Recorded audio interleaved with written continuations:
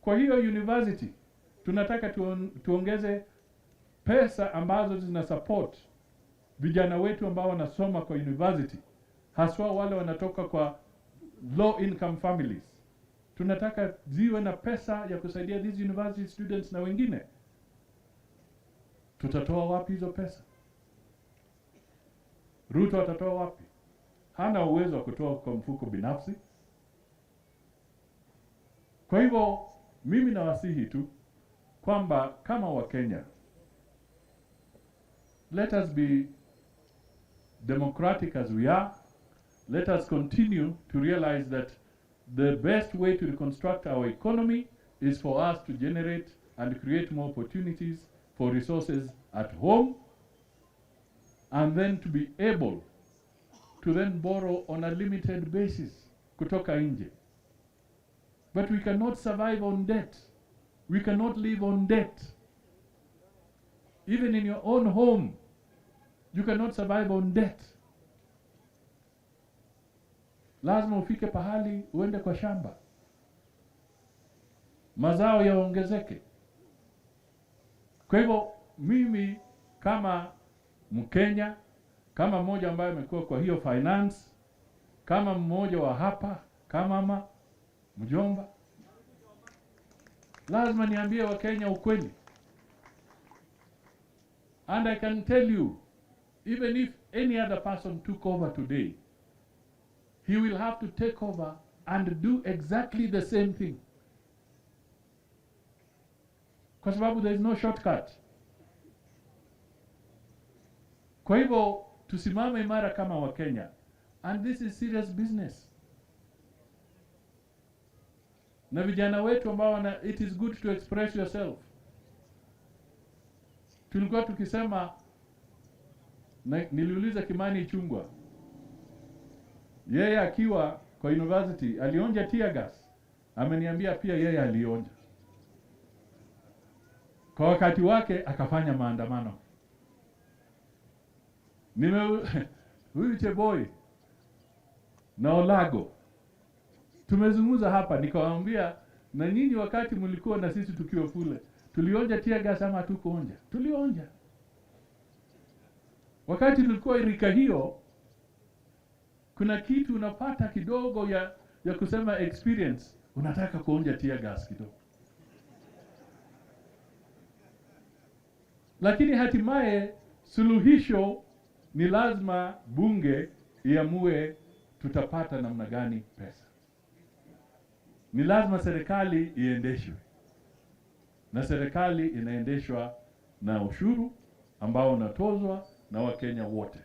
Kile tunataka tupambane nacho ni ufisadi, na wale wanatoroka kulipa kodi. We must not allow corruption to thrive. We must go after the corrupt and stop corruption. We must make sure that everybody who is eligible to pay taxes pays taxes. That is what we want to do. And that is what we should encourage. Na wale vijana wetu, as they push, and we say it is important they express themselves. But what is key is ultimately Kenya must stand on its own. Na mimi nataka niwaambie ndugu zangu, Mheshimiwa Ruto ametembea, na mimi nimetembea nikiwa foreign minister, tumeenda na yeye, na kuambia huyu kijana kutoka Sugoi ambaye alikuwa akiuza kuku ameleta heshima kubwa kwa Kenya hii ambayo hamwezi kuelewa. Heshima nyingi imekuja, na hiyo heshima ndio inavuta wawekezaji.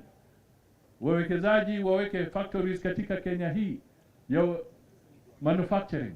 Vijana wetu wapate ajira. Vijana wetu wakipata ajira, tunataka nao walipe kodi. Wakilipa kodi, watasaidia wale wengine ambao wanakuja. Na hivyo ndio tutajenga taifa letu. Kwa hiyo nisiongee kupita pale. Nataka tu nitoe shukrani kwa watu wa Baringo, kwa watu wa Ravine. Mradi wenu ni mzuri, na vile governor na Sirma wamesema, mimi nikifika kule tutachangia yale mambo. Mkijenga KMTC, sisi tutakuwa ambassadors wenu, kwamba Wizara ya Afya na sisi tunataka iongeze pesa ifanye furnishing vizuri katika KMTC. Na kwa mitandao watu wanaendezewa porojo mingi. Eti hata watu wa Eldama Ravine mutalipa tax ya ng'ombe, ya mbuzi, ya kondoo, mambo ambayo haiko kwa finance bill. Wengine nimeona wakiendeleza porojo hata matibabu ya kansa. Ukiwa na kansa ati utawekewa tax ya ugonjwa ya kansa. Sasa nikajiuliza, hii watu wanasoma finance bill gani? Na mimi nataka niwatangazie nikiwa hapa, mimi nilipiga yes. Na niliongoza wabunge 204 wa Kenya kupiga yes. Sababu hii finance bill, nimesikia wale wa Gen Z pia wakiuliza, hii finance bill imeletwa na Ruto.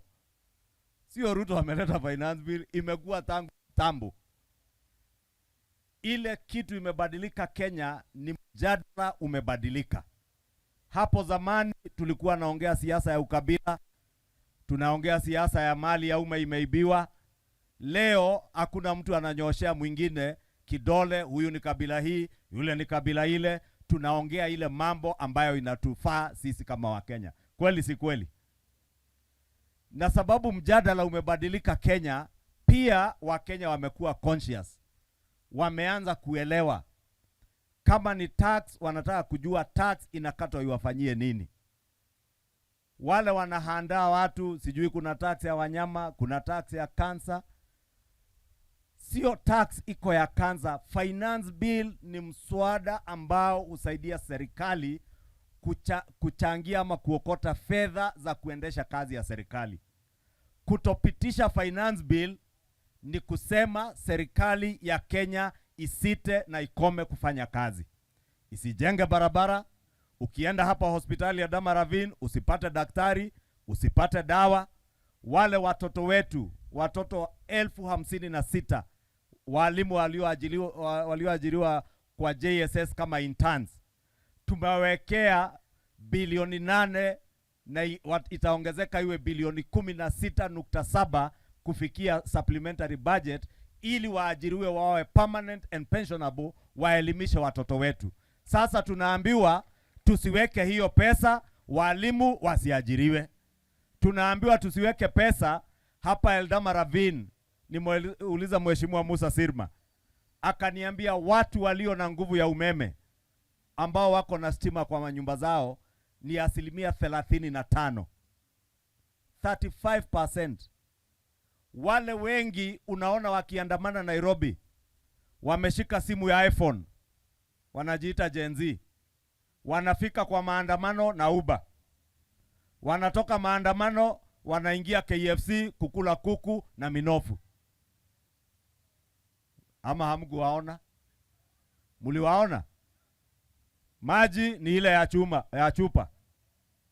Hao hawajui kukosa stima ni kitu gani. Hawajui mtu wako Eldama Ravine 35% peke yao ndio wako na nguvu ya stima ama umeme kwa manyumba zao. Wale wako na umeme Nairobi 100%. Tumeweka milioni 50 in every constituency, na hapa Baringo County another 1 billion shillings ya kuhakikisha 100% connectivity ya stima Baringo County imefika. Lakini mtu wako na stima Nairobi hawezi elewa shida ya mtu wa Baringo. Ataelewa kweli? Kwa mambo ya kansa, ukiangalia ile budget inafinansiwa na hii finance bill. Tuliweka na tukazindua mpango mpya wa NHIF unaoitwa Social Health Insurance Fund, SHIF.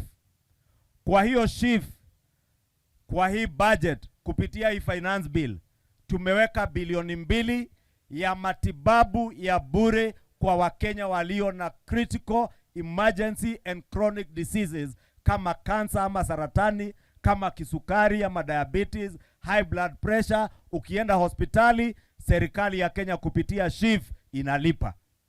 Tumeweka bilioni 8 kwa hiyo SHIF, ili yule Mkenya ambaye hayuko na ajira, hana biashara, ni mama ama mzee mkongwe, ni mtu ambaye ni maskini sana, hana uwezo wowote wa kulipa shilingi 300 kwa NHIF ama SHIF, bilioni 8 kwa hiyo budget, Mkenya mwenye hana uwezo alipiwe ili awe na medical cover kama ile iko na Musa Sirma, Kimani Ichung'wah na Musalia Mudavadi. Akienda kwa hospitali anapata matibabu. Sasa jamani, watu wa Eldama Ravine, hiyo ndio mambo naambiwa niongozo wa Kenya tuseme no? Tuseme no ama tuseme yes? Hebu niambieni, tuseme no ama tuseme yes? Tuendelee kusema yes. Asante. Wananchi wa Ravine, nafikiri saa hii nimemalizana na wabunge. Kabla sijapatia gavana aendeshe kutoka hapo, nataka niseme tu asanteni kwa kukuja kupokea wageni. Mumefurahia mradi ambaye inafanyika? Munafurahia? Basi hiyo ndio maendeleo tunataka. Hapa tuweke siasa chini, tufanye kazi na tuhakikishe watoto wetu wameenda shule. Si ndio tulikuwa hapa tukipeana basari? Watoto walipata basari? Kweli? Kweli? Basi sasa hiyo ndio maneno ambayo tunataka kufanya kwa uwazi. Mambo ambaye inalete mambo hii kama ya basari. Nilikuwa na watoto juzi kutoka Solian Day, walikuja bunge. Sasa walipokuja, nikakuja nikawapokea. Wakaniambia, sasa hapa ndani utapigaje kura? Nao wameniambia hapo nje, tunataka ukuje shule yetu, tunataka utuletee basi. Nikawaambia sasa basi itatoka wapi kama nikipiga no? Nikauliza, nyinyi ni watoto wa day school wote walipata basari, si ndio? Sasa kama walipata, nitapata wapi pesa nikikataa hii finance bill na hatutakuwa na pesa tena ya kupeana?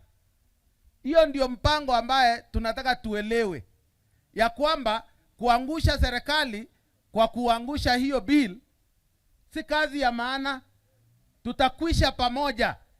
Munataka sasa unachagua rais, alafu unamwambia hakuna kazi anahitajika kufanya, akuja awaangalie mtakula nini? Anaenda nje. Saa hii hatuna stima kwa sehemu nyingi sana kwa constituency hii. Mnahitaji stima? Mnahitaji stima? Sasa stima itatoka wapi jameni? Haya, juzi tumeendesha hii maji ya Chemsusu. Imefika karibu vijiji yote. Hiyo pesa ambaye tulipewa na rais, milioni 400 kufanya mambo ya maji to last mile na Kiborek, tuligawa sisi tukiwa watatu: Eldama Ravine, Mogotio na Rongai. Sasa tungetoa wapi pesa sisi? Tufanye mchango au mnataka turudie mchango? Hiyo maneno ya mchango iliisha. Mchango sasa tunaweza saidia tu ambao wamefiwa, wamefanya nini, hospitali. Hiyo vitu ndio tunaweza kufanya. Lakini maendeleo, mtu anakuambia nataka jenga shule na nini, hakuna kitu kama hiyo. Labda kama mimi si MP. Lakini kama bado niko mbunge, hakuna kujenga mashule. Hiyo ni kazi yangu. Tumekuja leo sababu hii hafla ya leo ni yetu sisi sote. Hii KMTC tutatumia sisi wote. Watu ya Mogotio, watu ya Ravine yetu sisi wote. Kule Mogotio tunajenga Kenya Water Institute ili watoto wetu wasomee maji, wadili na hichi mosusu na nini, tutajenga kule Mogotio. Kule Mogotio tunajenga Livestock Training Institute Mogotio, so that ile mambo ya wafugaji wote na mambo ya veterinary watoto wakuje kule wakuje wasomee, ili tuweze kugrow hii upande yetu na tuweze kusonga mbele vile Kenya nyingine yote inasonga. Ndiposa tumekuja hapa siku ya leo. Hapa Eldama Ravine sisi pia kule Mogotio bado tunang'ang'ana kupata independence baada ya kwenda. Tumepeleka land registry Mogotio, tumepeleka ile ya birth certificate. Nitapeleka yote yenye nimeogopa tu kupeleka iende Mogotio ni jela, sababu naweza fikisha huko mnianze. Lakini ile nyingine land registry nini yote lazima pia tupeleke kwa ile ya Mogotio, so that kukuwe na service karibu na watu. Mambo ya jela ndaacha ibaki na Sirma kidogo, tutatembea tukionana mambo ya jela. So watu wetu, nataka niwaambie kwamba hii ndio sababu tulitafuta serikali. Tulitafuta serikali ili tuweze kufanya kazi na kufanyia wananchi kazi. Kama hii KMTC, mnaona kazi ya Chemosusu inaendelea. Rais alinisaidia na Musa Sirma, tukapata pesa ya last mile ya Chemosusu. Chemosusu kwa muda mingi imekuwa imebaki kwa maji kwa pale kwa bwawa. Hakukuwa na last mile ya kufikia watu. Rais ametupea pesa, tunaendelea kuconnect watu na last mile ya Chemosusu. Rais vile vile ametusaidia hela kupitia hii bajeti ya mambo ya last mile connectivity ya stima. Mimi na Mheshimiwa Sirma tunakutana mara mingi kwa ofisi ya stima kule Nairobi kuliko ile tunakutana ndani ya bunge. Sababu tukiwa kule tunakumbuka watu wetu wana stima. Kwa hii budget yenye tumepitisha kimaksudi tuliweka pesa ya stima ndio tusikuwe tunaenda kuombaomba, tuwe na pesa ya budget ya kuweza kupanga mambo ya stima. Kwa hii bajeti hii tulisukuma kuhakikisha ya kwamba mambo ya ukulima kama ni fertilizer iendelee kushikiliwa ili watu wetu waendelee kufanya kazi. Wale moguls wa JSS ambayo hawajakonfirmiwa kwa muda, tulisukuma kuhakikisha kwamba wamepata mshahara yao na wamelipwa permanent and pensionable vijana wetu walimu katika JSS. Kwa hii bajeti hii tulisukuma mambo ya interns, ile madaktari walikuwa wanafanya strike na kukuwa na pesa, tumesukuma ili waweze kulipwa kwa hii bajeti. Kwa hii bajeti yenye tumeisoma, tumesukuma kuhakikisha kwamba hii Eldama Ravine mara ya mwisho iliwekwa lami ni I think 1990 something. Tangu mimi nikuwe mtoto sijaona hii Ravine lami ikiwekwa. Tunasukuma kwa hii bajeti kukuwa na lami, itoke Poror, ipite Kapcholoi, iende Sirwa mpaka Ochi. Hii bajeti tunasukuma kuhakikisha kwamba na barabara zangu karibu zote zimekutana na Saravini. Hii ya kuingia Solian, utokee kona ile, utokee Sageri, uingie, upite Sagasaki hadi Emining. Tunasukuma kutafuta pesa kupitia kwa hii bajeti. Na hii mambo yote mepigia makofi wa Kenya wenzangu na watu wetu. Lazima pesa itafutwe mahali. Hakuna miti tunavuna pesa kama matunda. Pesa itabidi tutafute kutoka kwangu, kwako na kwa ule mwingine. Na pesa kutafutwa lazima tulete kitu inaitwa finance bill ndio tutafute pesa ya kufanya hiyo kazi. Hii kitu inaitwa finance bill, ukiuliza watu wengi hapa hivi hawatakueleza gani nini inaendelea kule. Tunahitaji proper communication. Kwa nini tusiende kwenye TV tufundishe Wakenya wote maana yake ya finance bill? Ili wengine wakishutumu, wanashutumu wakijua. Na wale wengine ambayo wanajua wataweza kusema kitu ya haki, kwa sababu tukifunzwa vizuri kwamba finance bill inalenga njia ya kutafuta pesa ya kufinance mambo ya maendeleo. Kwamba juzi tulikuwa na waziri wa cooperatives akitangaza mambo ya cherry fund. Sisi tunataka cherry fund ili tuinue hali ya uzalishaji ya kahawa hapa. Tena hivi karibuni tutakuwa na feedlots mpya hapa katika Baringo County, ingine Mogotio, zingine sehemu mbalimbali, na hiyo inataka pesa. Sasa tunataka kufundisha watu wetu kwamba pesa ambayo serikali inatafuta kupitia finance bill inaenda kufanya kazi hii na ile. Sio watu tu kuambiwa kwamba finance bill inafanya namna hii. Yaani ni mzuri tuambiane ukweli. Nataka sasa niwaambie mambo mawili. Mnakumbuka mimi pia nilikuwa waziri wa fedha. Katika nafasi ya Moi nilikuwa waziri wa fedha miaka 5. Kwa hiyo miaka 5 mimi ndio nilikuwa nikiwasilisha finance bill kwa bunge. Kwa huo muda wote nilikuwa napeleka finance bill kwa bunge, kwa sababu katiba na sheria inahitaji kwamba muswada wa finance bill lazima uingie kwa bunge. Kwa hivyo finance bill ambayo iko hapo sasa, vile Ichung'wah amesema, sio kitu kigeni. Ni kwa sababu katiba yetu inasema kwamba serikali yote ambayo itakuweko, ya Ruto, ya Moi ilikuweko, ya Kibaki ilikuweko, ya Mzee Jomo Kenyatta ilikuweko, ya Uhuru Kenyatta ilikuweko, na hata ile itakuja baada ya William Ruto, ni lazima wataleta finance bill katika bunge. Na finance bill sio mswada wa kawaida.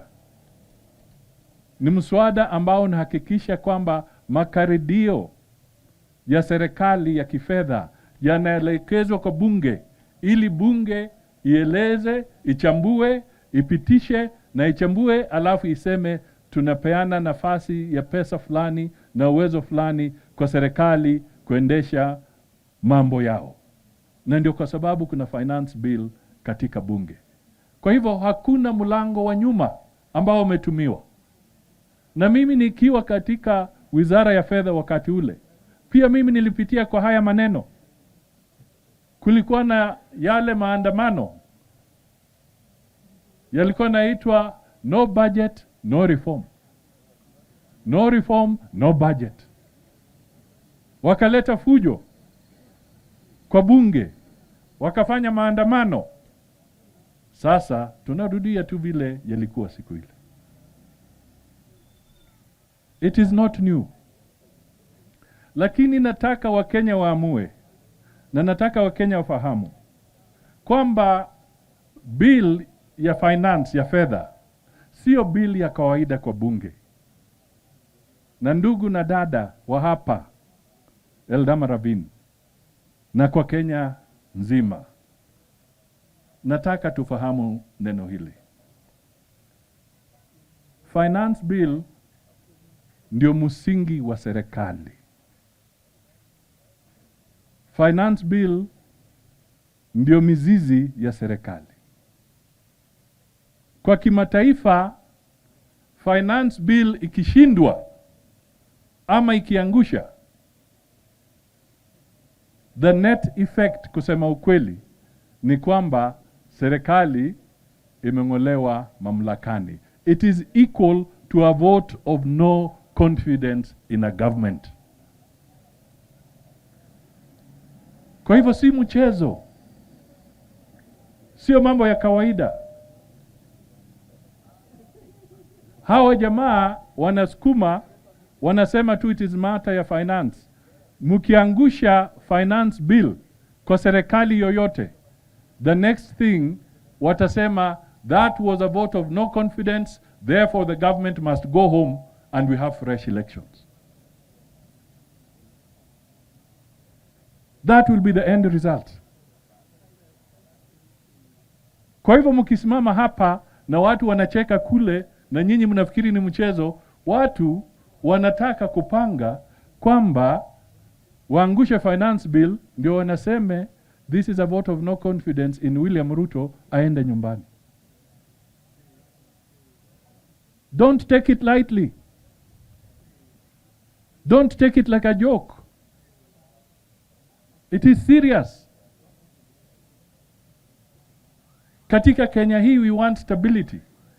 Na wakati nilikuwa hapa tukiwa na Ruto na wakina Kimani Ichung'wah tukitoa ile earthquake, mimi nakumbuka hapa na kwengine niliambia Wakenya kwamba ile mzigo Ruto anachukua wa serikali hii, kuna shimo kubwa sana ambayo imechimbwa na wale wanaondoka, na hiyo shimo itachukua muda minimum 3 years ndio tuanze kuona na manufaa. I said it then. And now we are seeing it. Kwa sababu serikali ulimwengu mzima ina njia mbili peke yake ya kupata pesa: ushuru ama kukopa. That is how our government, kama ni serikali ya United States, kama ni serikali ya Ufaransa, kama ni serikali ya Ujerumani, kama ni serikali ya Japan, kama ni serikali ya wapi, ina njia mbili peke yake ya kupata pesa: finance bill zao, watoe ushuru, watu wao watoe ushuru, ama wakope pesa. Na hii serikali imepata madeni mazito. Sasa Mheshimiwa Ruto anajaribu kuambia Wakenya tuko kwa shimo. It's either we continue borrowing at a very high rate, or we start also cutting expenditure and increasing revenue locally. That is the difficult decision that President Ruto has got to make. And that is the decision that he has put before Parliament for Kenyans to understand. Si makosa vijana wetu kutoa maandamano kidogo na kuzungumza, kwa sababu pia katiba yetu inaruhusu. Na mimi nataka niwapongeze kwa njia nyingine moja. Wamefanya maandamano lakini hawakupora mali ya watu, which is also a positive thing kwa hawa vijana wetu. Lakini tunataka wajue, kwa hiyo university tunataka tuongeze pesa ambazo zina support vijana wetu ambao wanasoma kwa university, haswa wale wanatoka kwa low income families. Tunataka ziwe na pesa ya kusaidia these university students na wengine. Tutatoa wapi hizo pesa? Ruto atatoa wapi? Hana uwezo wa kutoa kwa mfuko binafsi. Kwa hivyo mimi nawasihi tu kwamba kama Wakenya, let us be democratic as we are. Let us continue to realize that the best way to reconstruct our economy is for us to generate and create more opportunities for resources at home, and then to be able to then borrow on a limited basis kutoka nje. Hoye! Jamge! Mimi ni Kamama. Na nimefika nyumbani. Si namna hiyo? Asante sana. Leo tuko hapa kwa mwaliko wa watu wa Eldama Ravine, tukiwa na governor, tukiwa na Mheshimiwa Sirma na hawa wajumbe wetu wote, pia na mwenyekiti wa kamati ya CDF kwa bunge na MCAs wetu wote. Sisi tumekuja hapa kushuhudia maendeleo ya watu wa Baringo, na kirasmi kushuhudia mambo ya Eldama Ravine. Mwaka wa 2022 Januari, tulikuwa hapa kwa barabara hapa, si namna hiyo? Tulikuwa tumetekeleza kile tunaita earthquake. Mnakumbuka hiyo? Earthquake ya kutingiza nini? Ile serikali wengine na wale wengine wote, si namna hiyo? Tukamaliza, tukaenda kwa uchaguzi. Kenya Kwanza ikiongozwa na Ruto ilishinda ama haikushinda? Ilishinda ama haikushinda? Hiyo ilikuwa January 2022. Sasa nimerudi hapa tukiwa na wenzetu tena. Sasa ni June 2024. Leo sijakuja na earthquake ile, lakini nimekuja na jina la Maja. Nimekuja hapa kwa sababu wakati ule tulikuwa tunaunda coalition, lakini saa hii nimerudi hapa nikisema chama cha ANC na UDA tumeamua sasa tutakuwa chama kimoja. Yaani tushikane kabisa na Rais William Ruto ili tuimarishe nafasi yake ya kutekeleza kazi kwa Wakenya. Somebody's children, you go to court. But that was our society. Young people, have respect for your elders. Have respect for your parents. Have respect for those who are the age of your parents. It is even in the Bible. Respect your father and mother so that you may inherit the kingdom of God. You will be respected as a young person when you respect your elders, when you respect your parents, and those who are the age of your parents. And that is the way you start a good beginning. Your future is informed by your youthful behavior. How do you start as a young person? How do you behave? How do you grow as a respectable young person? Once you are respectable as a young person, you will grow that way. And when you are of age to take responsibility, you will be seen as such by the public. So mine is just to ask you to also learn from those who are older than you. Learn. Observe. The way that young man has said, have role models. See how other people succeed. I've seen this young man called Bahati, who was an orphan growing up in Mathare. By just being focused, today he's an international star. And nobody gave him a chance. People had written him off.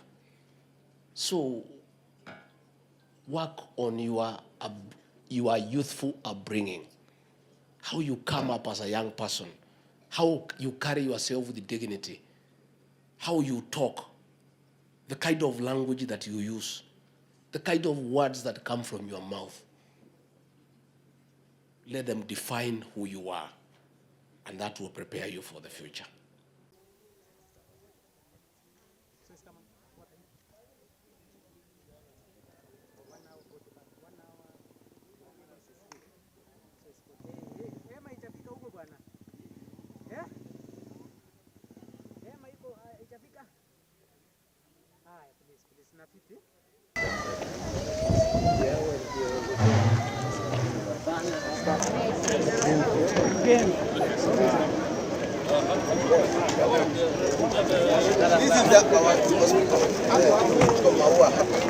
Hello, young lady.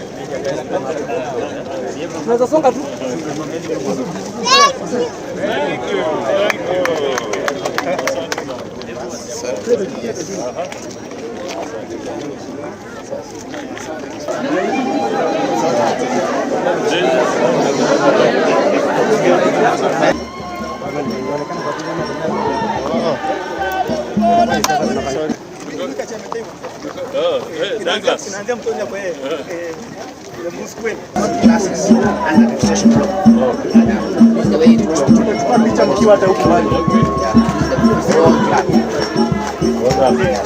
This one is a big one.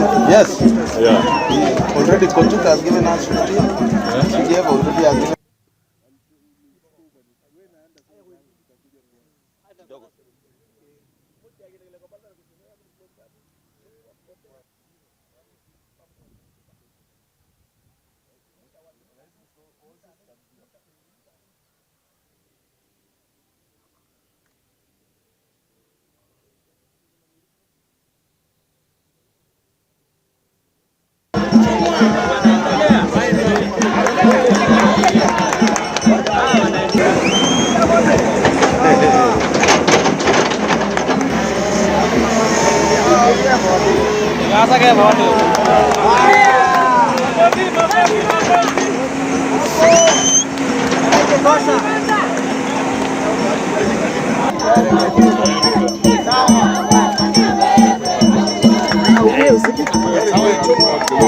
Asante sana. Thank you so much.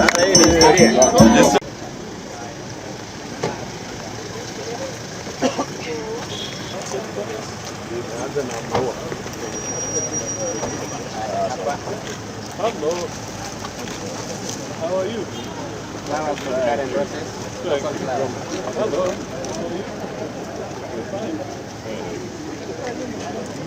Welcome. Good.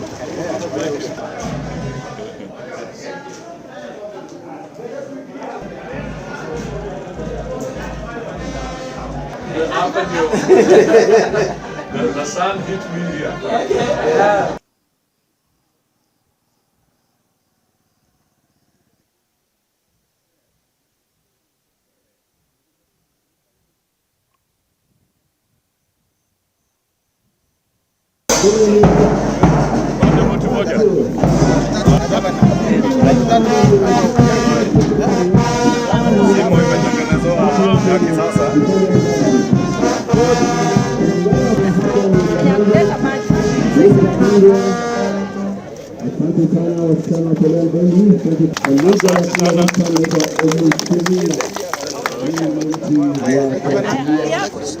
Mwanachama mheshimiwa Bichi.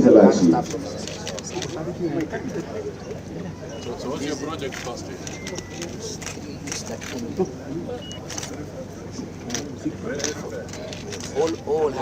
Baka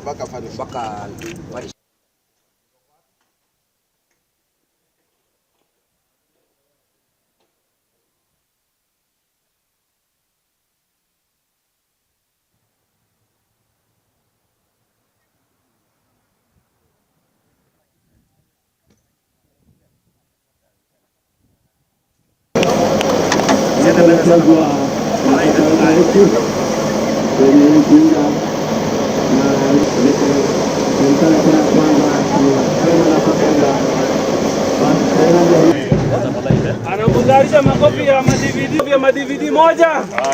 Makofi na mabwana. Haya. Hapo.